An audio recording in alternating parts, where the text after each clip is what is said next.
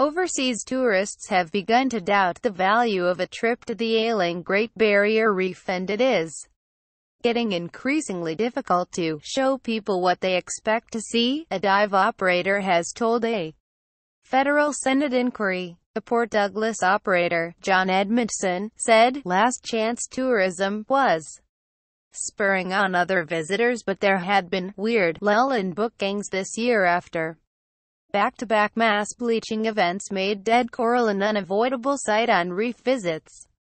Great Barrier Reef tourism, caught between commerce and conservation alarm. Read more. Edmondson told the Environment and Communications Committee in Cairns on Tuesday that while experienced reef tourists still hailed the Great Barrier Reef as the world's best coral expanse, it was harder to get the coral and show people what they expect to see.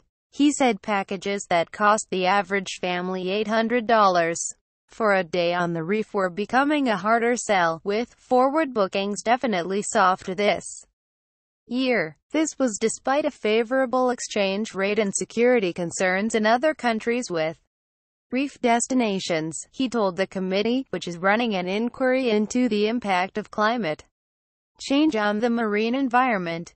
European reef visitors were routinely raising the issue of Australian government support for the Adani mine as a sign it was going in the wrong direction in its policy on climate change, the reef's greatest threat, Edmondson said.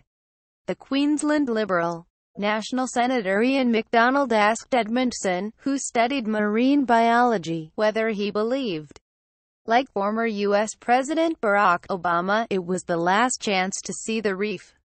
It's nearly the last chance, Edmondson said. While visitors to the reef were still deeply impressed, you're getting a creeping increase of people that had a great day, but you can see there was a lot of dead coral, he said. Asked by Macdonald if he deliberately took tourists to dead coral places, Edmondson said, "You can't avoid dead coral. I think what's happening now is some people think it's just not worth it because of what they've seen and read, and that's offset by other people that know it's only going to get worse, and see it now." Edmondson's business, Wavelength Reef Cruises, takes 22,000 people a year to see the reef, employs 20 people including marine biology graduates, and takes $4.5 meters in revenue a year.